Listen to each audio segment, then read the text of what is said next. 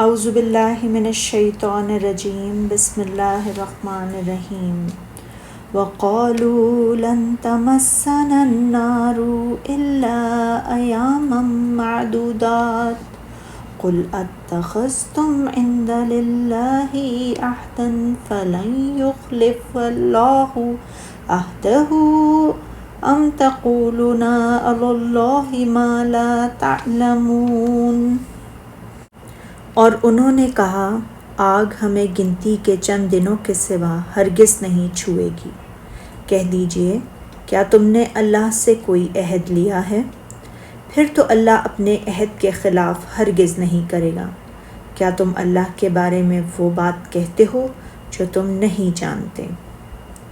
اللہ تعالیٰ یہود کے بارے میں ارشاد فرما رہے ہیں کہ انہوں نے اپنے بارے میں یہ دعویٰ کیا کہ ہمیں دوزخ کی آگ چند روز کے سوا چھو ہی نہیں سکے گی، چند روز کے بعد وہ اس سے نجات پا جائیں گے۔ چنانچہ اللہ تعالیٰ نے ان کی اس بات کی تردید کرتے ہوئے فرمایا، اے نبی صلی اللہ علیہ وآلہ وسلم کہہ دیجئے کیا تم نے اللہ سے اس کے بارے میں کوئی عہد و قرار لے رکھا ہے؟ اگر ایسا ہے پھر تو وہ اپنے عہد و قرار کے خلاف نہیں کرے گا، لیکن ایسا تو نہ کبھی ہوا ہے اور نہ ہوگا،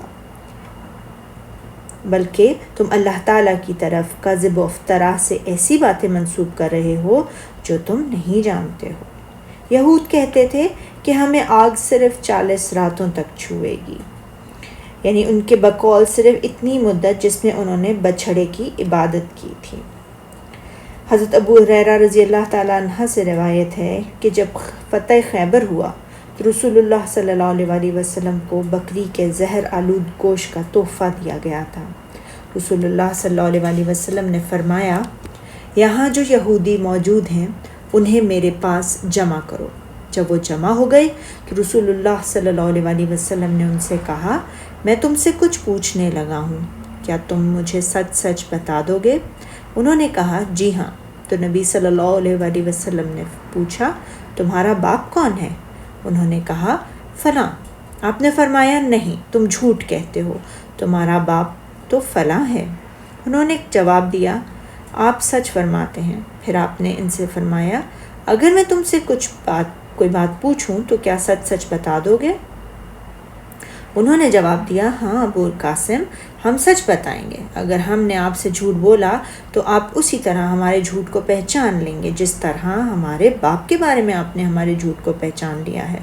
پھر رسول اللہ صلی اللہ علیہ وآلہ وسلم نے پوچھا یہ بتاؤ کہ جہنمی کون لوگ ہیں؟ کہنے لگے تھوڑی مدت کے لیے تو ہم جہنم میں رہیں گے، پھر ہمارے بعد تم آ جاؤ گے۔ رسول اللہ صلی اللہ علیہ وآلہ وسلم نے فرمایا نہیں، بلکہ تم ذلیل و خوار ہو کر جہنم ہی میں رہو گے، ہم کبھی بھی تمہارے جانشین نہیں بنیں گے۔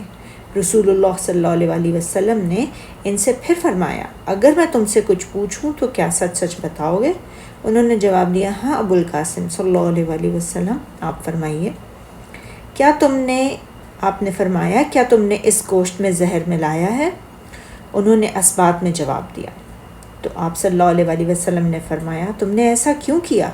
انہوں نے جواب دیا ہمارا ارادہ یہ تھا کہ اگر آپ صلی اللہ علیہ وآلہ وسلم جھوٹے ہیں تو ہم آپ سے نجات حاصل کر لیں گے، اور اگر آپ صلی اللہ علیہ وآلہ وسلم اللہ کے نبی ہیں تو پھر یہ زہر آپ کو کوئی نقصان نہیں پہنچا سکے گا۔ امام احمد، بخاری اور نسائی نے بھی اس حدیث کو اسی طرح روایت کیا ہے۔ صدق اللہ العظیم۔